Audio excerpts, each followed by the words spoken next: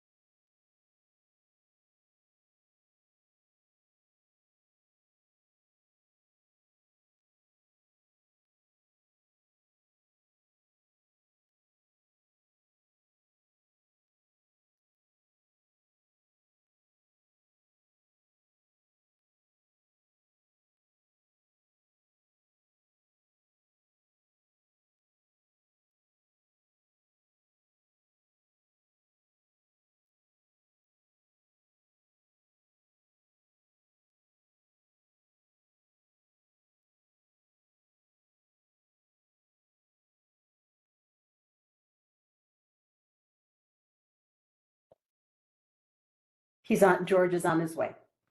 Okay.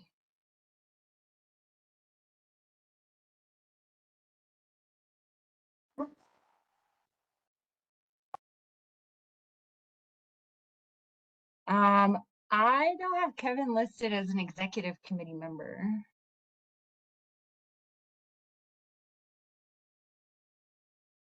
Okay, good. So just Elisa would have been the other one from Gilpin, that's it? Because of public Yeah, health? Yeah. I have no one to nudge then. no,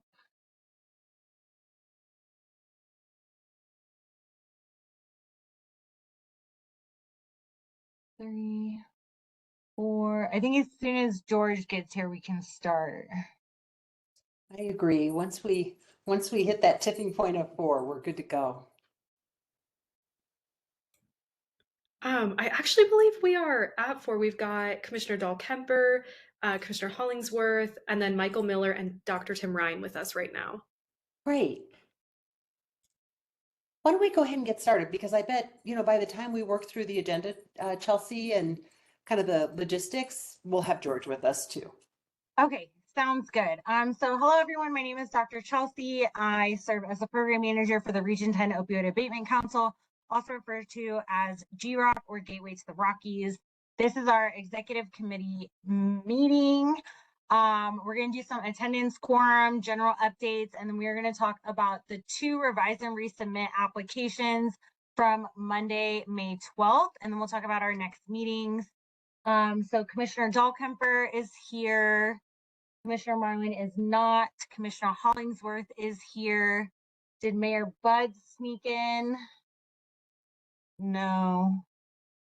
Michael Miller is here. Dr. Ryan is here. And then Elisa is not. So we have quorum, right? Rosie? I believe so, with 4 people present. Although in the last executive committee meeting, I remember it being mentioned that we need 75% of folks present. Is that correct to your knowledge? Jean is here. I just Yes. saw Jean take his mic off. I'm like, tell him. So I'm looking at the regional IGA. It looks like the standard for all committees is a majority of its members constitutes a quorum. Fantastic. Then we are at quorum. Okay, perfect. So just remember, here is our group discussion schedule. So we are right here at 5:19, discussing the revise and resubmit from Monday the 12th. We are not having an executive committee meeting the first week of June. And then on Monday the 9th, this is a virtual meeting. We're going to have our last group discussion. Monday the 16th, we'll have our final executive committee meeting to do revise and resubmit from June 9th. And then on Monday, June 20th, we will review rankings and have our final votes and finalize our budget. As a reminder of the group discussion format, quick update. We did hear back from the COAG of the State Infrastructure Award. Region 10 was an applicant on behalf of Savio House as the implementing organization. This was awarded the full amount of $500,000. So we are super excited about that. I am working with Jean on that sub-awardee contract, and then I'll be working with the COAG on next steps. Some general updates. The program evaluation RFA is set to open on June 2nd to July 31st.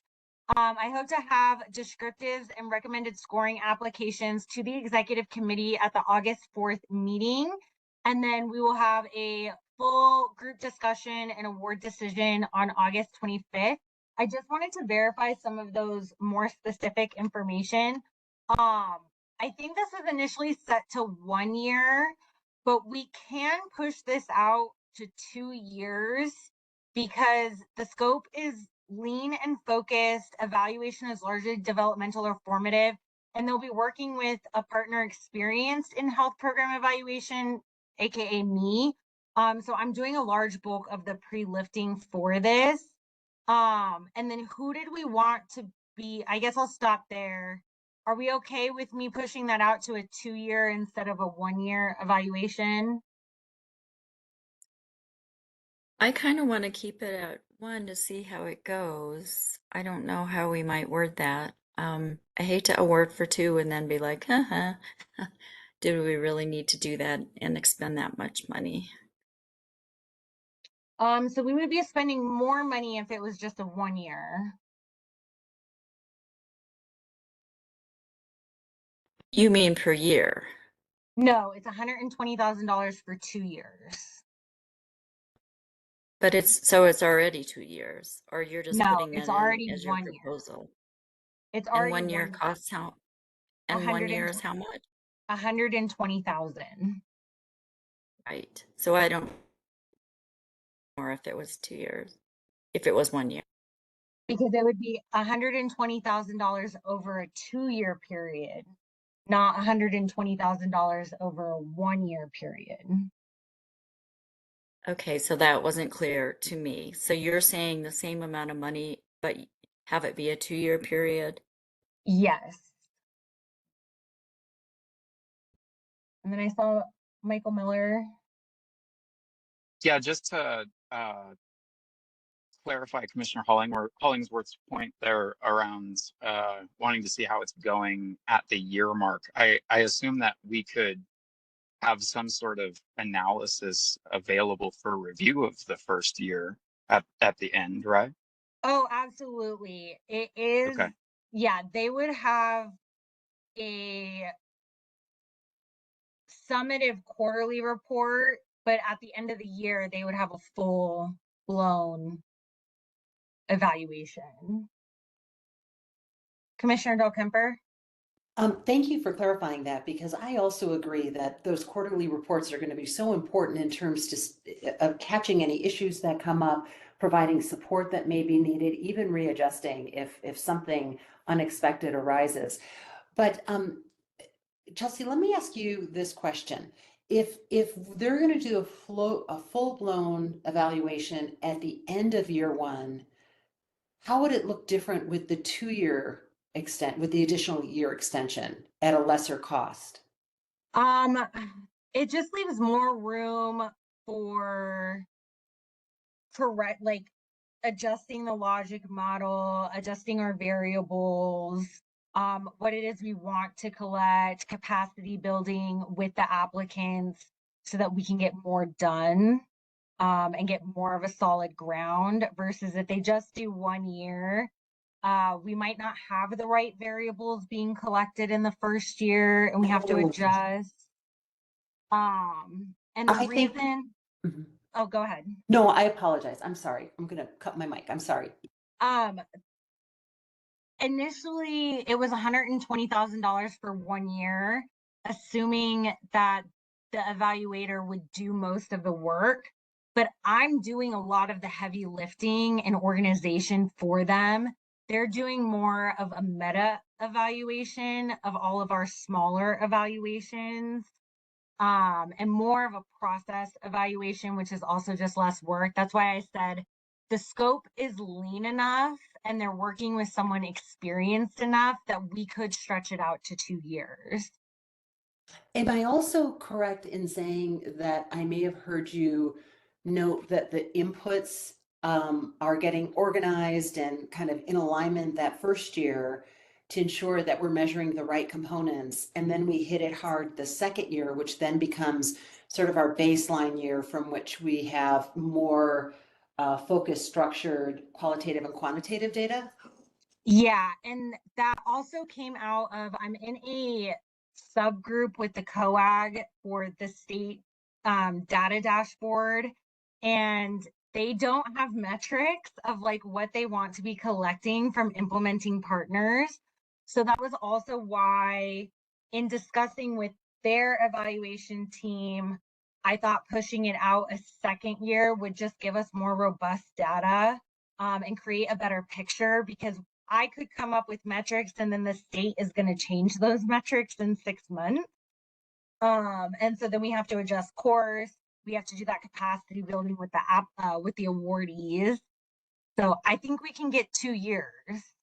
I am comfortable with that based on getting some additional information. That's really helpful. But I do want to go back to Sandy. Sandy, do you think that now that we know there are those quarterly reports and then there's a big year-end report, does that help bridge that concern that you had about evaluation and those additional bits of information that Chelsea has provided with us to look at that 2-year piece? Yeah, I guess I have a further question. Yes, so I would say yes, that helps answer that question and explain it. I guess my question is, I can't remember if we did discuss this. Is this evaluation piece like kind of a, we're going to do it once and then going forward, use those recommendations and just do little fine tuning in committee? Because I get nervous when we're like giving out a lot of money in year 2 because the money, as we know, is front loaded and the need is only going to increase as federal and state reductions have been coming. And I just really want to make sure that we're realizing that money can go out to providers versus being administrative heavy and analysis. So maybe explain that more. Like, as this plan is to rate analysis in, let us know what we're doing and well and not doing, where the gaps are, and then fine tuning it in the future. But we're not going to keep funding the evaluation part year after year after year. Is that the thinking? So you don't have to. It's definitely best practice to always have an external evaluator. Once your evaluation, how those programs typically start is that first year is usually a little bit more expensive. And then because you set up your logic model, you set up your variables, and then every year after that, it gets cheaper. So we could come back in a year and do another evaluation for significantly less money. This 120,000 is already pulled out of the bucket.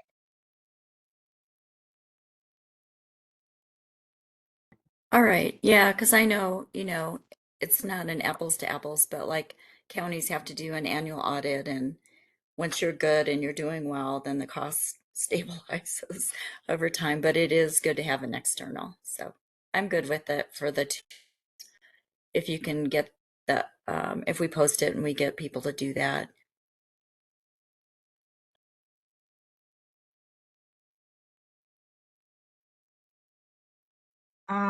All right, and then I do have the materials right here for review. I did make some changes to the specific application prompts. Just to be a lot more descriptive, learning from the first RFA, getting more descriptive, having them propose a plan. And then that brings us into who is the review team? Is it going to be all 16 voting members, the same people who did the RFA? Is it going to be just the executive committee? Would we like to stage it?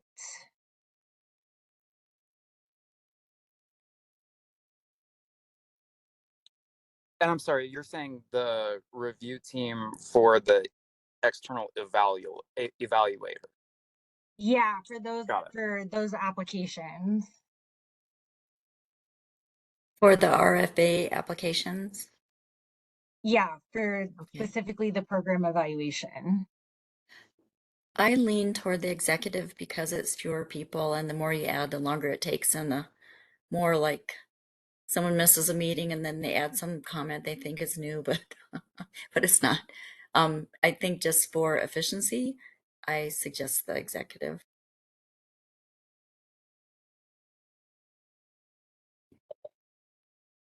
And I agree with that. I think that's smart. And I think I'm really comfortable with that approach, especially as long as we are informing, as we do, and you do so well, Chelsea, just informing the council, sorry, I was trying to say committee and that word wasn't right, but informing the council of why we're making the decisions we're making, going into that decision, here's what we'll be looking for. Is there any other feedback? So I think as long as they're integrated, in terms of an informational perspective, I think that would be great. Yeah, if I recall correctly, it was delegated to the executive committee, but I couldn't find that anywhere for certain. All right, so I will keep that in mind.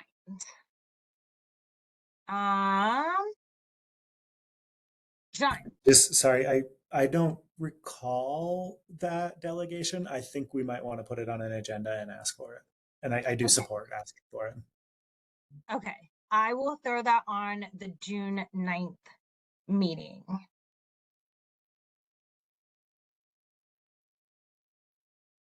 I like that idea. And Chelsea, just an idea, if you do anticipate that the sort of future year, uh, evaluations would be cheaper, it's maybe a good idea to ask applicants for this to price future option renewal years. And Okay, then we could include that in the agreement. That way, if the council wants to exercise those options, we've got pricing already set in the beginning, and they can weigh that as they're deciding the initial award.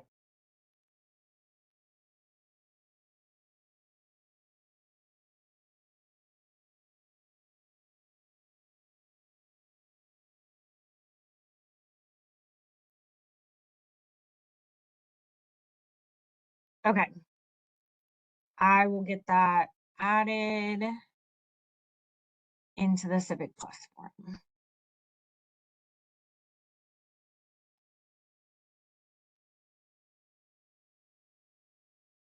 Okay.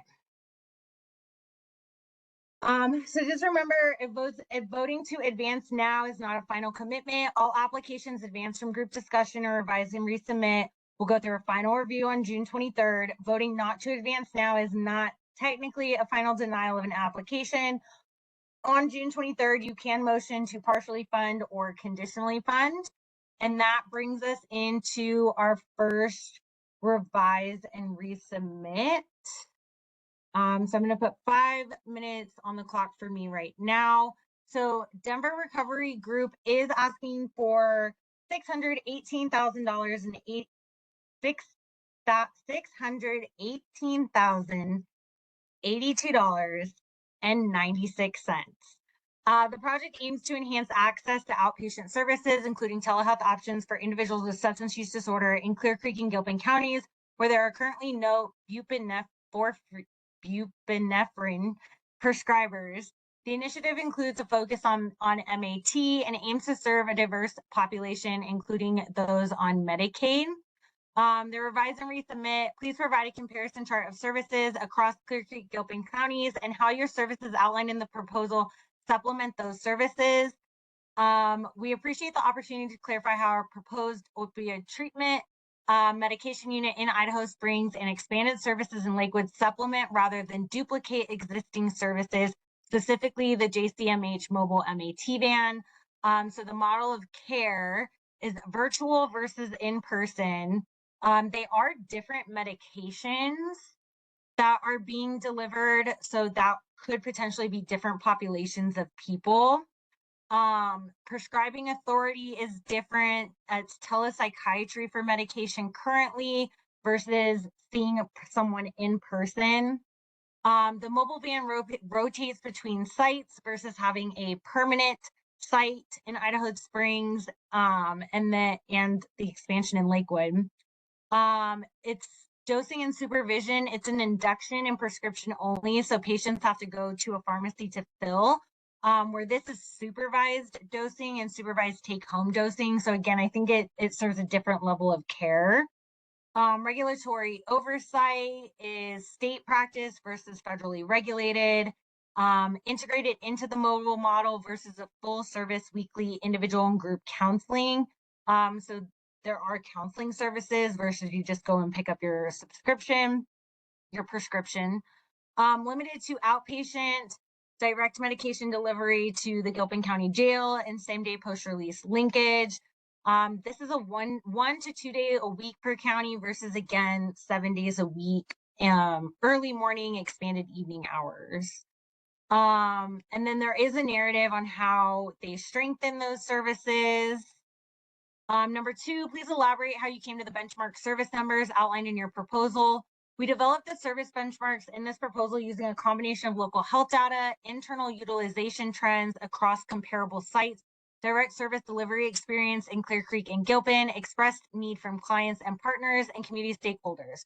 Below, we outline the data and rationale supporting our projection to serve 100 unique individuals over 24 months, with 25 engaged in care at any given time.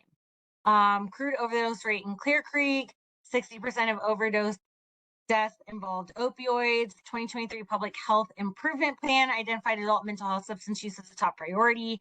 Data from the Colorado Behavioral Health Administration show that 72 Clear Creek residents receive substance use disorder treatment through BHA-funded programs outside the county, suggesting existing treatment need that exceeds local capacity. They currently deliver medication monthly or bi-monthly to Gilpin County Jail, serving an average of 5 individuals per month on MAT. While not all individuals remain in the county post-release, follow-up data indicates that 40 to 60% attempt to re-engage in care post-release, often requiring travel to Denver or Lakewood. Establishing a site in Idaho Springs under 30 minutes away creates a more realistic opportunity for treatment continuity. Particularly important given national data showing a 40 times increased risk of overdose in the 2 weeks post-release. And then they did give comparison data to similar counties, such as Glenwood Springs and Garfield County, Montrose, and Craig. And then they also gave a cost efficiency sustainability. So it's mostly startup support that we are funding. And then they would continue operational overhead through their Medicaid billing and insurance. Current people served at Lakewood, so just justifying that expansion time. The projection to serve 30 unique individuals during the expanded hours has 2 factors. Increase in average daily visits within the 12 to 18 months, community and client feedback. That does put me at time. And then they did give a description. They did give a description of the building that they were looking for and where they were kind of prospecting, had to have space. So I will put 8 minutes on the clock for group discussion.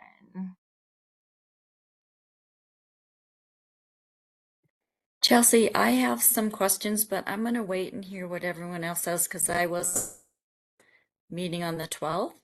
So all my information is filtered through talking to Jeff.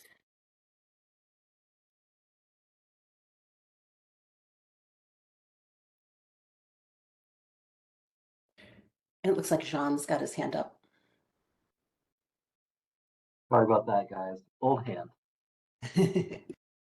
Dr. Ryan. I just have a follow-up to their justification in terms of the numbers, and none of those provide any additional justification from my perspective. That's the number of 72. That's over a what year period? In totality for the last 20 years, last year, the 72 Clear Creek residents. It does not say specifically the 72 residents. And the reason I point that out is because they very clearly specifically state that they're going to serve 100 people in 24 months, which I find extraordinary in terms of the numbers. So further clarification, everything above that, the bullet points lend no additional information as to why and how they can justify having an office in Idaho Springs that's going to actually be sustainable from a client number perspective. I appreciate they quoted my work in the 2023 Public Health Improvement Plan. That's kudos to them, but yeah, I'm not a fan of quantitative projecting. I did ask Elizabeth with chat if she knew how many people were on MAT in Clear Creek, and she said no. Chat does have the capacity to supply against the box zone. I did not check these other 2 prescriptions, but finding those people are extremely difficult. I just wasn't able to find additional data to support this number? 5 minutes on the clock.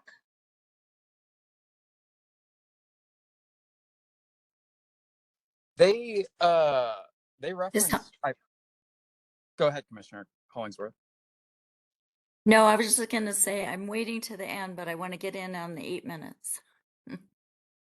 Got it. Okay. I think it's Gilpin. They mentioned Gilpin County Jail frequently, or they mentioned one of the county jails a few times. But I don't see any mention of the other, like Clear Creek Detention or Jeffco Detention in terms of accessibility for justice involved program participants.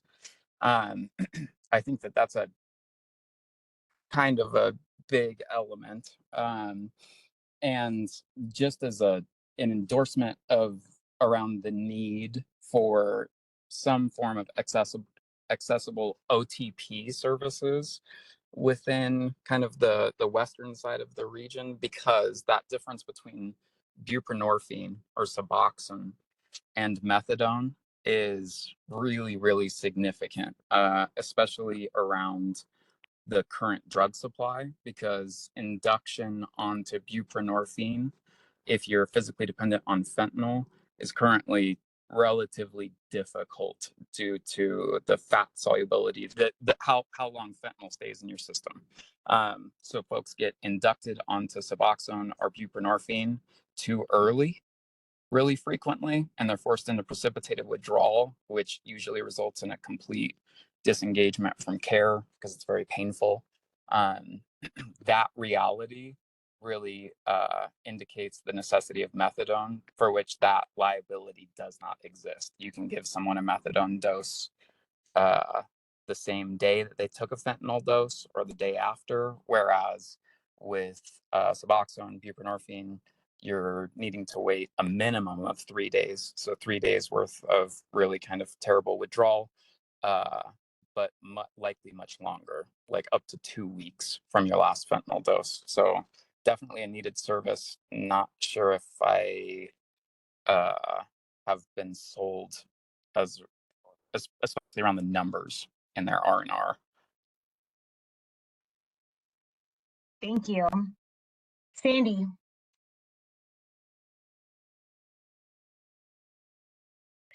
All right.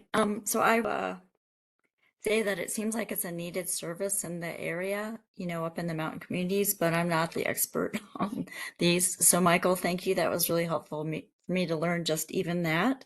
I was going to ask if they're going to serve uninsured, because they do mention Medicaid, which we all know is going to get a big up if some administration gets our way. And then I wanted to also say that they talk about the Gilpin County Jail and that they're going to serve a significant number of people. But our jail population is really low, especially after COVID. So like we are like in the 25 to 30 category, and 90 to 95% of those are gaming related. They don't live. So when they say they're going to serve people in Gilpin County, if they mean like physically in the moment there, but they may not have access to that same person later. And if that person doesn't live in our 3 counties, there's going to be a disconnect there. And then they also mentioned that Gilpin people, justice involved, had to travel to Denver or Lakewood. But again, we're talking really small numbers. Like we usually have a daily population of Gilpin residents, 3 to 4. So I think numbers are they misrepresent, and I don't know how they calculated them. I do support the Lakewood expansion. I think that's great, and I support the Idaho Springs, but I'm kind of relying on Dr. Ryan and George and Michael and other people to verify the need, because a number served seems ambitious. So those are some thoughts I had.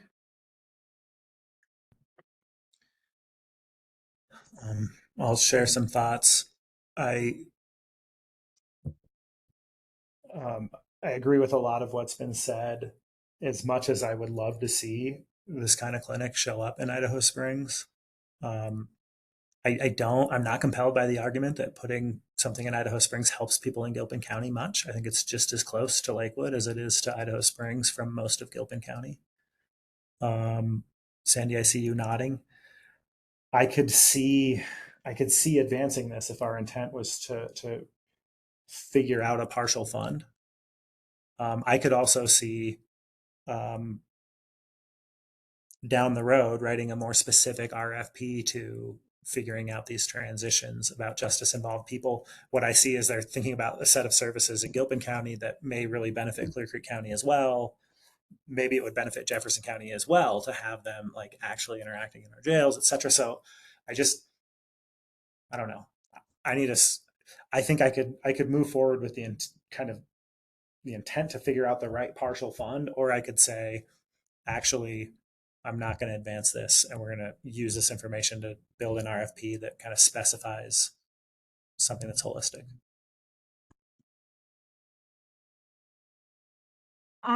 So we are at time. They submitted their budget work plan as a PDF, not as an Excel document. So couple of options, not fund, the whole application stops here. We can advance to June 23rd with the recommendation of a partial fund for the Lakewood expansion only. And then I can work with the applicant to get what that partial funding budget would look like before the June 23rd date. Or you can advance to June 23rd and let the group decide without a recommendation of funding.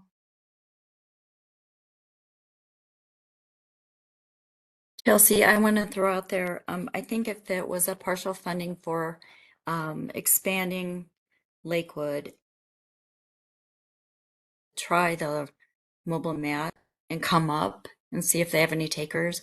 I'm not convinced that they have a big number because of our current efforts with Matt, and that it's small. So I thought that was part of what they were talking about. No, they were talking want to about do the JCMH mobile brick and mat mortar. and how they don't. They want to do. They're talking about how they they want to do brick and mortar. Right, and they were Is what just they- talking. Okay. Yes, and they were just talking about how they don't duplicate the JCMH mobile MAT van. Right. But they don't have mobile MAT. Okay.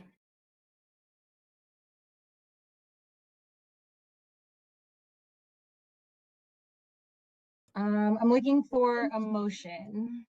So I would propose that we move this forward for partial funding. I don't want to move it forward without the discussion that we've had here today being present in the motion moving forward, right? Otherwise, we're just starting over with the bigger group. And in the world of efficiencies that we try to get nowadays, I think that would be a waste of time. So I would propose that we move this forward for partial funding with the Lakewood expansion.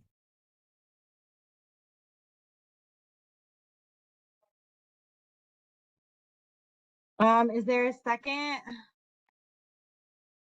I'll second that. Vote by opposition using the chat.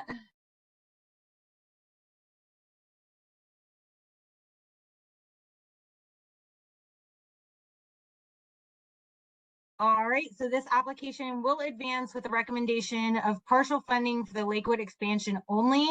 I will work with the applicant to get specifically what that budget would look like.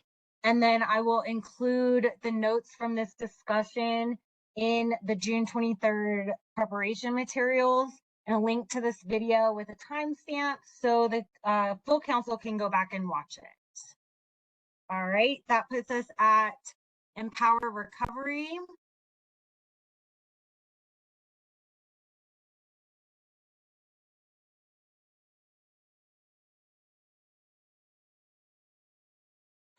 So Empower Recovery was initially asking for 2 years of funding totaling $1,626,371.01.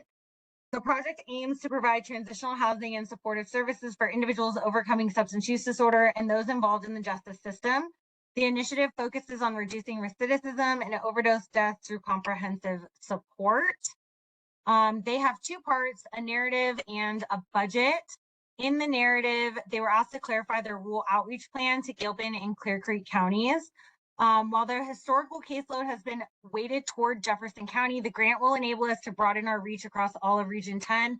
Over the 2-year period, we anticipate serving 440 justice-involved individuals with county-specific targets of 374 participants from Jefferson, 85%, 35 people from Clear Creek, or 8%, and 31 people from Gilpin, 7%, based on population sizes. We will bring services directly into rural Clear Creek and Gilpin counties via weekly visits by our reentry specialists to detention centers, probation offices, and diversion programs. During these visits, specialists will verify residency, conduct pre-screening basic needs assessment 30 days before release, and immediately enroll qualified individuals in transitional housing, virtual or in-person intensive outpatient treatment, or an on-the-job training cohort. Due to Clear Creek Gilpin's lack of reliable public transit, we'll deploy dedicated program vans to provide door-to-door pickups on release day and ongoing transport to clinical appointments, court dates, job sites. Program manager will spend 1 to 2 days each week in Idaho Springs, Georgetown, Blackhawk, and surrounding communities to build local employer relationships in construction, tourism, hospitality. They conduct employer visits, reserving cohort seats close to participants' homes to reduce commute burdens and improve job retention. To accommodate the growing demand, they will self-fund additional sober living homes in Region 10, opening new on-the-job training cohorts without drawing on GROC dollars. By combining targeted county quotas, rigorous in-jurisdiction screening, dedicated rural transportation, and transparent cost allocation, the program will deliver equitability. Please provide a full list of MOUs for collaborators. I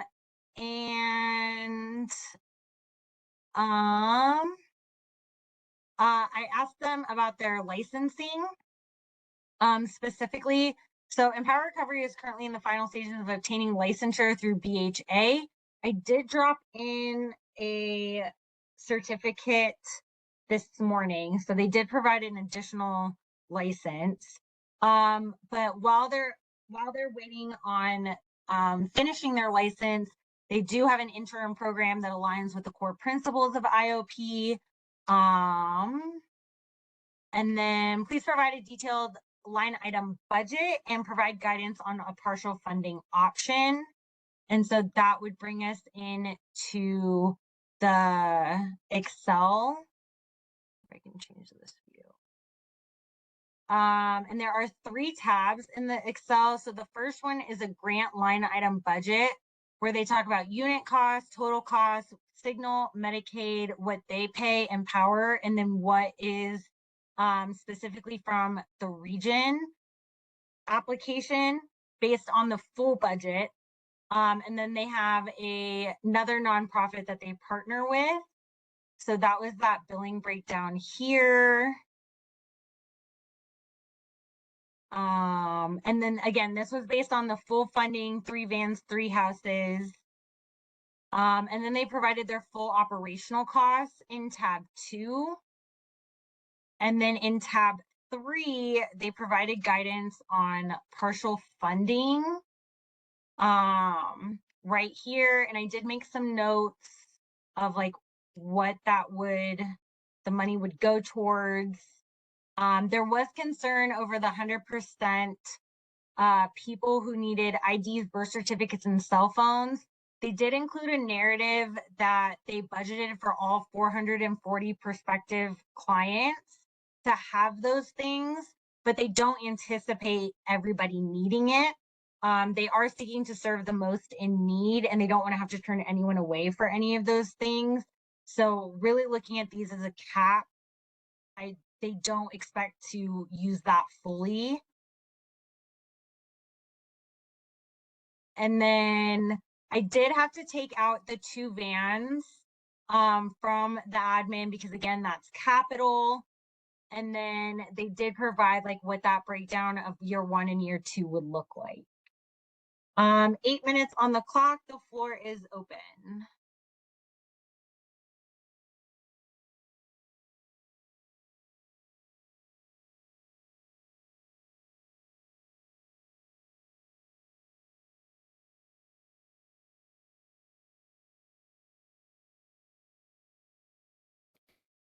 Anything, I'll jump in, but I'm still waiting to be last.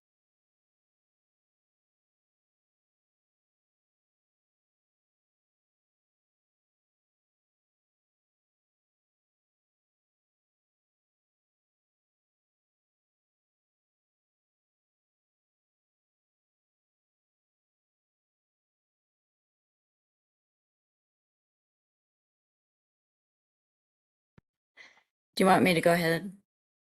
Maybe Yeah. okay. And again, I wasn't there on the 12th, so I didn't hear the full discussion. I feel like this, Gilpin's not ready for prime time for this. And I think the goals are ambitious. The cost is high. It's lease and staffing heavy. And I know that other programs that try to do weekly visits up here to get participation struggle. Not impossible, but struggle. And then again, their numbers, 31 served in our detentions for Gilpin residents. It's over 2 years. I don't know if they will serve 31 residents.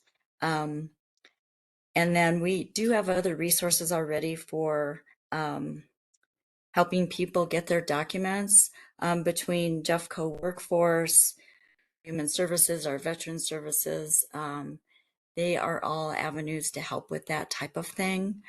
So I kind of read it like there's an assumption of that it's new and unmet need.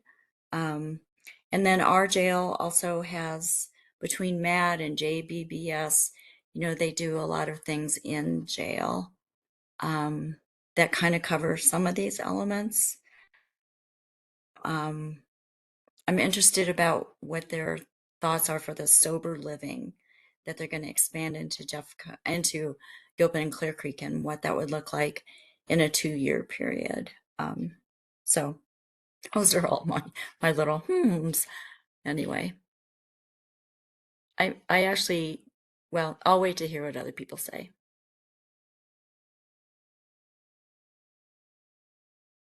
So there's no leasing cost in their initial budget or the revised budget. They would be self-paying the lease, not using GROC dollars for that.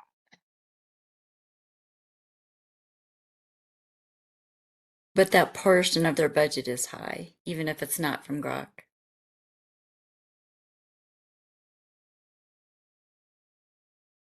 Michael?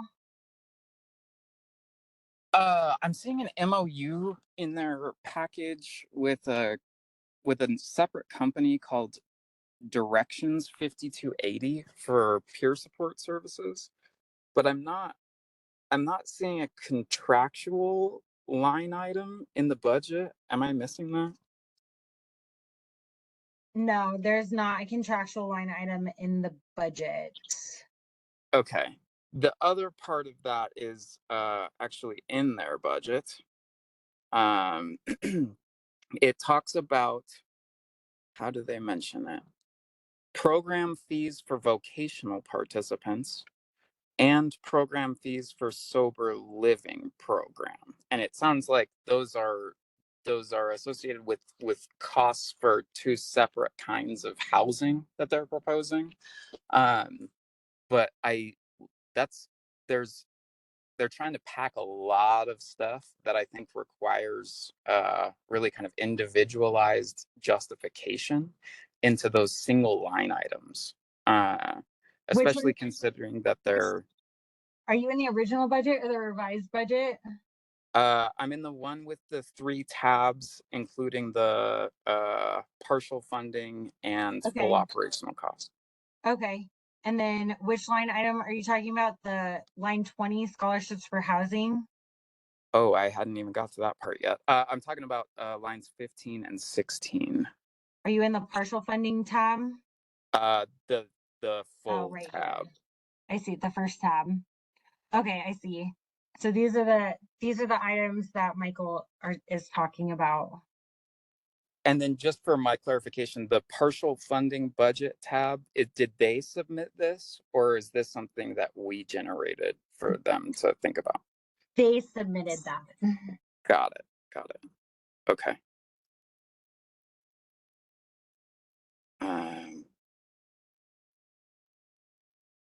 All right. Yeah. I guess my comment only really relates to the full budget as it exists. So yeah, they do have two different types of houses. That's why there's two different types of line Got items. it. They have just a sober living housing program, and then they have a sober living that is vocationally driven program. Got it. And then I assume some of the quote unquote program fees that they are proposing in the full budget, that the contractual payments to that separate company, I assume that's where that kind of came from. Do you have a different understanding? I do not see any line item to the directions company, directions 5280. This is their peer support company. So those are the people who get paid to do peer support services. So I see them as an implementing partner, but I don't see a line item for them. Got it. I mean, so it looks like it from the amended budget, like the not fully funded one, the third tab. I'm not seeing anything that looks like it could fit for payments to that other company. So I guess my concern is doesn't matter. I'll shut up now.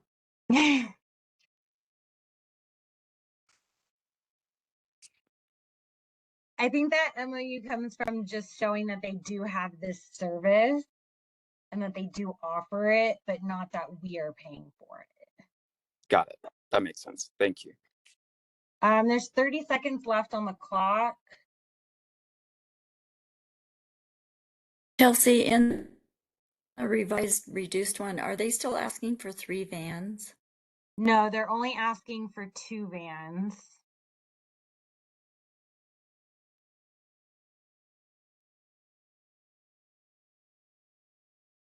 So based on Sandy, I'm gonna stop the clock because there's 3 seconds left. Based on Sandy's comments about service in Gilpin, I guess the question would come down to if this ends up being a Jefferson County only service, is the council okay with that at this budget?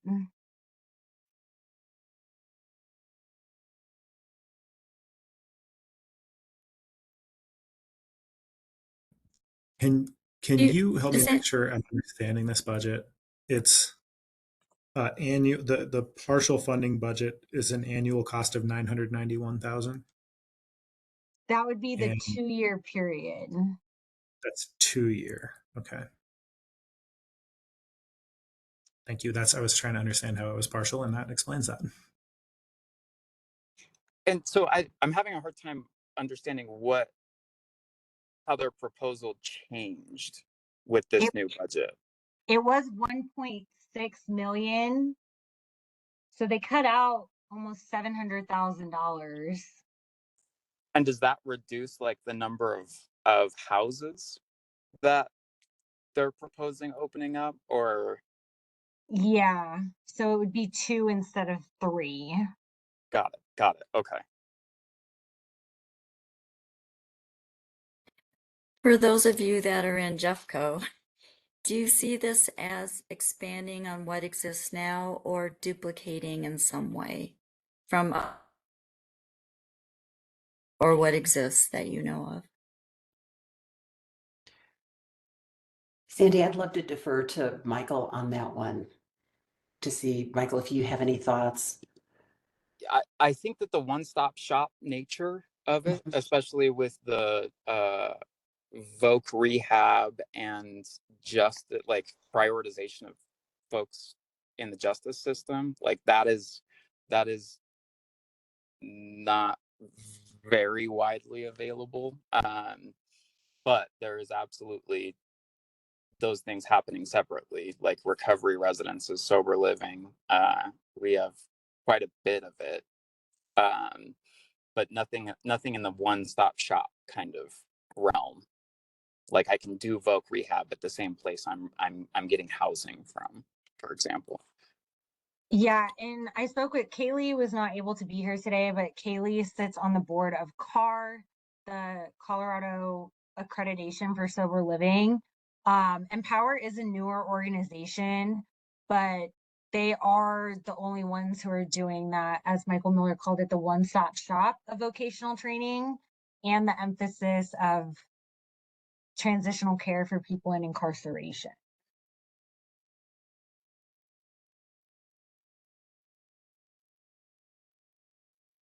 It could be too.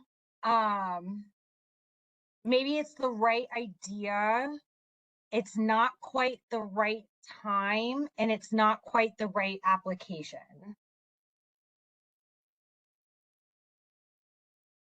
I like that you said that. I just feel like one thing that's great that's happening with this GROC funding is that more things are being added into our county. And I feel like we need some time to see how those work and then where the missing pieces are. Because I guess I read this and it seems duplicative of other ones we've been discussing. And I know we can't fund them all. So that's why I ask about Jeffco specifically. But I'm glad you said that. It may not be the right thing at the right time.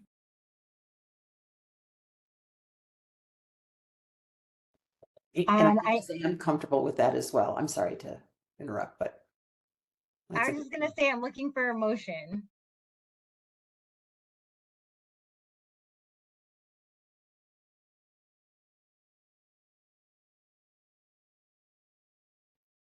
I'll go ahead and make a motion not to advance this at this time. I think that's where we're landing. Advance this? To not advance that is Not advance, yes. I think that's where we're landing, right? As a group, that there's still some additional work. You know, Sandy, to your point, we want to identify some of those gaps, you know, get some of these other programs in place. Does that sound fair? I'll second that motion. Vote in opposition. Or yeah, vote by opposition in the chat. Exist.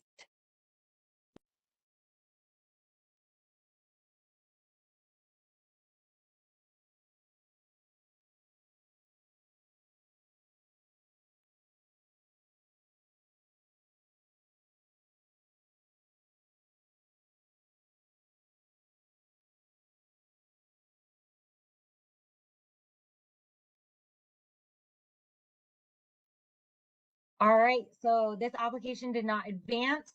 Does that reasoning seem right? Like I summarized it correctly, it's just not the right time for this idea.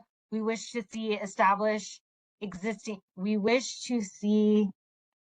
existing GROC programs become established, and then some initial relationship building by the applicant to ensure expansion into Clear Creek and Gilpin before reapplying. Yes, I like that. Okay. Excellent. All right. Awesome. I'm giving you some time back. So our next meeting, remember, I am actually leaving tomorrow at 5 p.m. to go get married in California. My twin sister had her baby last week, so that is thankfully she won't be having him at the wedding. But yes, so I will be out of the office for the rest of May, and then we will resume group discussion in a virtual format on June 9th. And then we will have that executive committee also in a virtual format on June 12th. And then on June 23rd, that will be our final ranking budget award decision day. It will be hybrid in Jefferson County on WebEx. In person is preferred. Any questions, comments, concerns?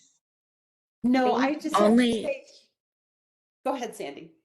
you're probably saying the same Yeah. thing. Like, go, enjoy, celebrate, relax. Oh, You have really deserved it, and thanks for all your work. Leave us in Colorado. agree completely. And I just have to say, it's extraordinary that you have been not only taking on this tremendous amount of work at such a critical time in GROC, but in your own personal life as well. And you're still smiling. Look at that. That's a plus. So Thank just thanks for you. everything, Chelsea. You're the best. Thank you all so Great much. work. I appreciate that. Michael. My bad. That was old. Okay. Congratulations again, Dr. Shore. Awesome. Thank you. All right, everyone. I will see you all in June with a new last name. Woohoo. Congratulations. Thank you. Thanks, everyone. Bye-bye.